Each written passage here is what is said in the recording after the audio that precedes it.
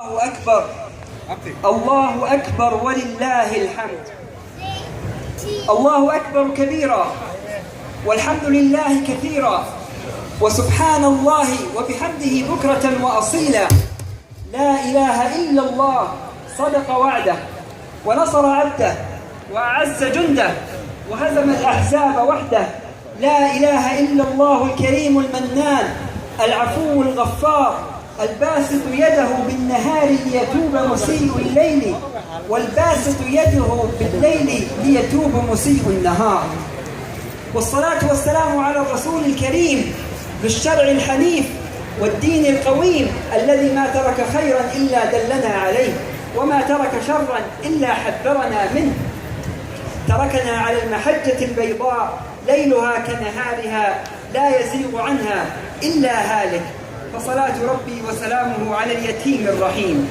أيها المسلمون، يا من عبدتم ربكم في الشهر المنصرم بالليل والنهار، ويا من صمتم في يومكم عن المأكل والمشرب والشهوة والحرام، ويا من أقمتم ليلكم بالصلاة والدعاء والتضرع والقيام. أيها المسلمون، يا من تصدقتم في آخر يوم من الشهر الكريم، ويا من أطعتم ربكم وأقمتم فرضكم طمعا بنيل عفو النبي، ويا من دعوتم خالقكم خاشعين مطمئنين. أيها المسلمون، ذهب شهر الصوم وشهر الصدقة وشهر العبادة وشهر التراويح والقيام. أيها المسلمون، ذهب شهر المغفرة والعفو والرحمة والعتق من النيران. ذهب الظمأ وابتلت العروق، غادرنا التعب والأرق وحلت علينا الراحة، فماذا حصدنا؟ هل ثبت الأجر إن شاء الله؟ فلنسأل الله سبحانه وتعالى أن يتقبل منا، ولنرجوه أن يرحمنا، ولنتضرع إليه أن يعتقنا من النيران، وأن يقبلنا من الفائزين بالرضوان، وأن يبلغنا شهر الصيام في العام القادم والذي يليه ثم الذي يليه. أيها المسلمون، ها هو العيد قد أقبل، والعيد أقبل مزهوا بطلعته كأنه فارس في حلة رفد، والمسلمون أشاعوا فيه فرحتهم كما أشاعوا التحايا فيه والقبل. فليهنأ الصائم المنهي تعبده بمقدم العيد إن الصوم قد كمل. أيها المسلمون، إنني في هذا اليوم الجليل لأدعو الله سبحانه وتعالى أن يمتعنا بالصحة والسعادة والبهجة ودوام المحبة. وإني لأسأل الله سبحانه وتعالى أن يديم على هذا الجمع الغفير منكم نعمه الظاهرة والباطنة، وأن يبهج قلوبنا ويشرح صدورنا ويزيل هم المغتم منا، وأن يمحو كل حزن ويذيب كل كدر. وإني لأسأل الله سبحانه وتعالى كما جمعنا شعوبا وقبائل في هذا المسجد المتواضع في فارغو أن يجمعنا سويا في عليين مع الشهداء والصالحين والأنبياء والصديقين. أيها المسلمون، إنني ومن على هذا المنبر ليرقص قلبي فرحا ويختلج وجلا ويعتصر حزنا في آن واحد، ولا أدري أي المشاعر تغلب علي في هذا المقام. أيها المسلمون، إن قلبي يرقص فرحا عند رؤيتكم وأنتم تجسدون معنى الأخوة في الإسلام، ومعنى الأمة الواحدة في القرآن، ومعنى الجسد الواحد في أثر رسول الأنام. أرى أمامي أيها المسلمون من أتى من مشارق الأرض ومغاربها واصطف مع أخيه الذي لا يشاركه اللغة ولا الثقافة ولا العادات ولا التقاليد. أرى أمامي إخوة وأخوات وأطفال وبنات اصطفوا جوار بعضهم لا لشيء إلا لأنهم مسلمون يصلون العيد سويا ويفرحون بما أمرهم الله سبحانه وتعالى أن يفرحوا به. يكبر الإمام فتكبروا، ويركع فتركعوا، ويجلس فتجلسوا، ويخطب فيكم فتنصتون. منكم الصومالي ومنكم البوسنوي ومنكم المصري ومنكم الهندي ومنكم السوداني ومنكم الأمريكي ومنكم الفلسطيني والباكستاني والروسي والعراقي والكردي والأوغندي والنيجيري واليمني، وكل شعوب الأرض إخوة في الدين متحابين.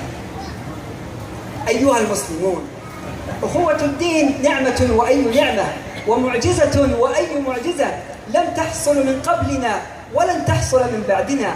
من كان أن يتصور أن نجتمع هنا مثل ما نجتمع، نأتي لنصلي سويا.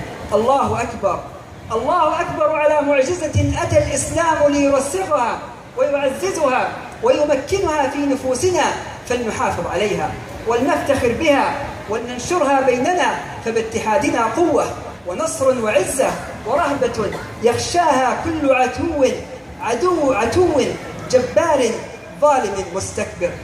إن أخوتنا أيها المسلمون جزء من ديننا. لا يقول العربي أنا عربي، فأبا جهل عربي أصيل خذلته أصالته، وبلال مملوك من أفريقيا رفعه الله رفعة يتمناها كل واحد منا. لا يقول أحدنا أيها المسلمون أنا من بني فلان وبني علان، فالإسلام ورفعة الإسلام لم تعرف شعوبا ولا قومية.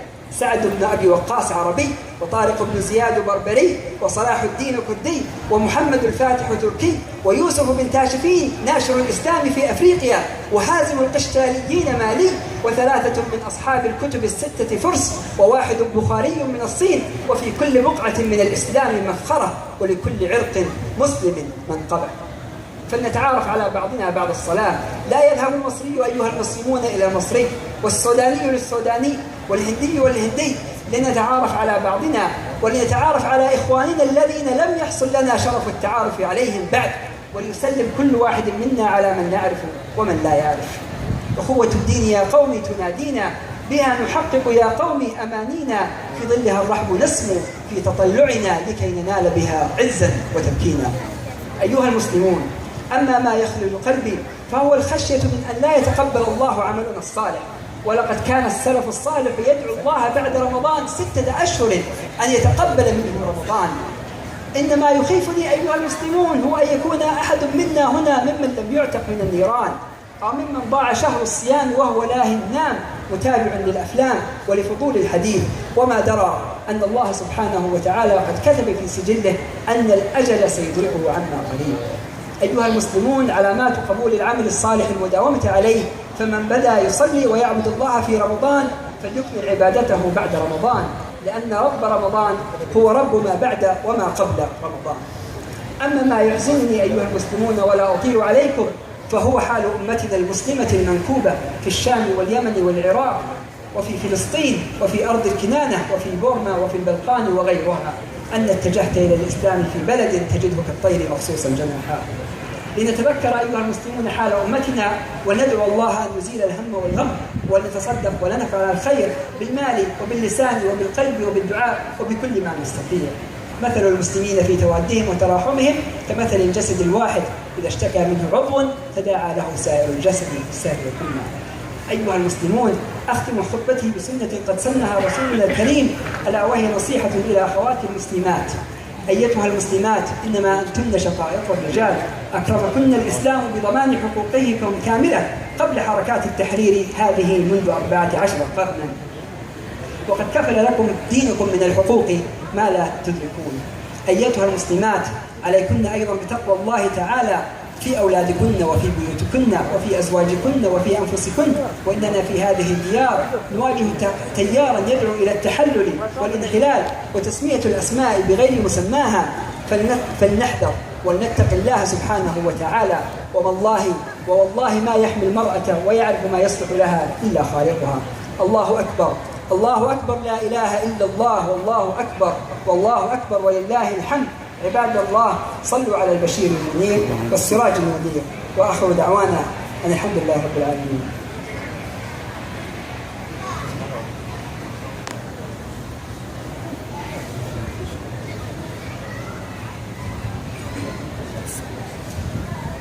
الحمد لله والصلاة والسلام على رسول الله.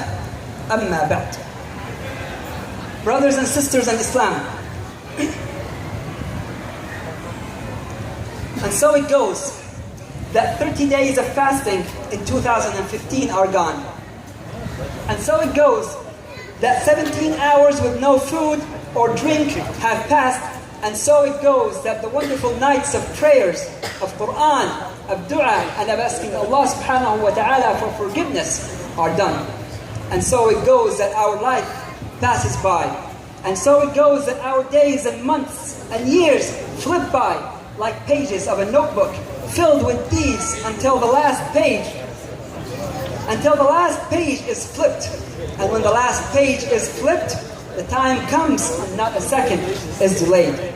Sisters and brothers in Islam, I ask Allah the Great, the most compassionate, the most merciful, to accept our prayers that we have done in Ramadan.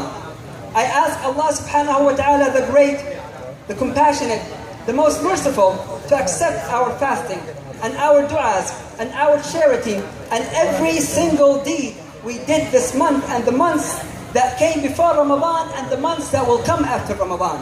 May our days be filled with His blessings. May our life be filled with His mercy, and may He grant us comfort from anxiety and peace after hardship. May He grant our children happiness, and may He grant us paradise with our parents and family and all those we love, including our prophets and the Sahaba and the Salihin.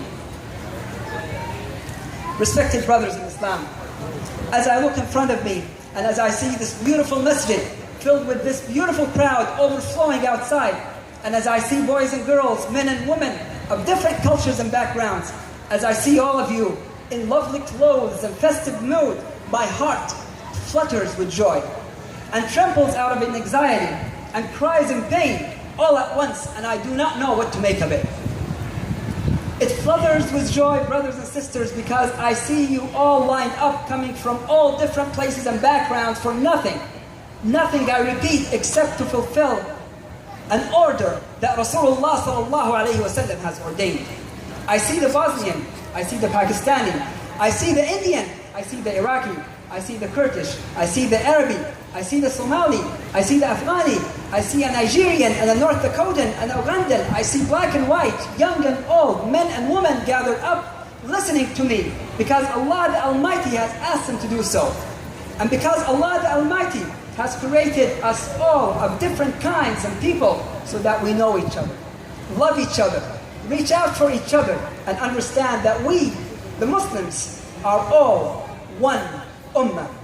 And that we, the Muslims, are a whole body that cares for itself, that stands united under no banner whatsoever except the banner of La ilaha illallah Muhammadun Rasulullah, the banner that tells us that there is one God who created this universe, and that this only God is the only God who is worthy of worship, and that we people are all equal and who are instructed to worship Allah subhanahu wa ta'ala on equal footing. No difference exists between Somali and Bosnian, or Arabi or Ajami, or Indian or Paki, or man and woman, or old or young, except in terms of closeness to Allah subhanahu wa ta'ala. Isn't that a beauty, brothers and sisters? Isn't that a beauty?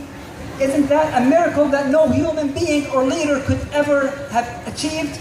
So let's think about it and cherish it and understand that there's nothing that unites us better than our religion.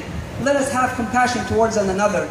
Let us try to relate to one another and understand one another and help each other. Do not say I'm an Arab or a Turk or a Kurdish or whatsoever, because these words in front of Allah do not mean anything and will lead you nowhere, not in this dunya and definitely not in the akhirah. You will not go to Jannah because you are so-and-so, and you will not go to Nar because you are so-and-so.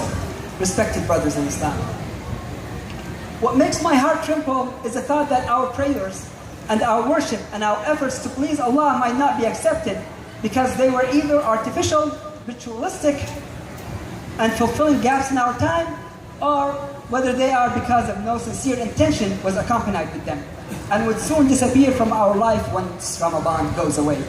So we no longer come to the masjid, we no longer pray, we no longer read the Quran. My heart trembles, brothers and sisters, because of the fact that we do not know if our time will come before we reach next Ramadan. So let us follow whatever we could do. All the things that we do in Ramadan, let's practice them and do them after Ramadan.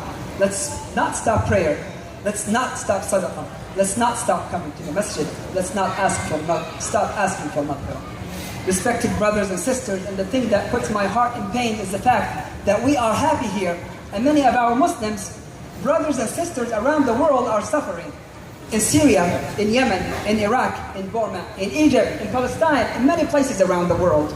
And part of our obligation towards them is to make dua for them and support them through charity, through awareness weeks, through social work, through any means we could achieve. Respected brothers and sisters, I end my speech with two pieces of advice for my young brothers and sisters and for the sisters in the back.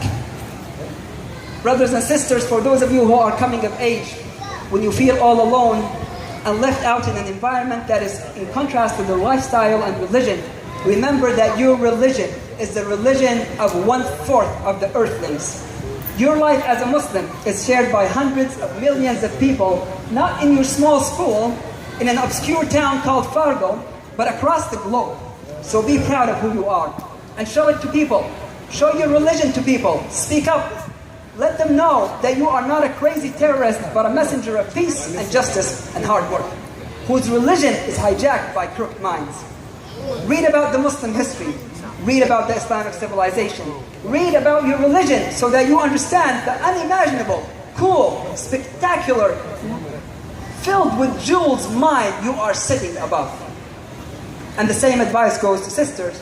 Do not give in to propaganda against you and read and understand your religion. Know that Islam has granted you your rights 14 centuries before the word rights even existed.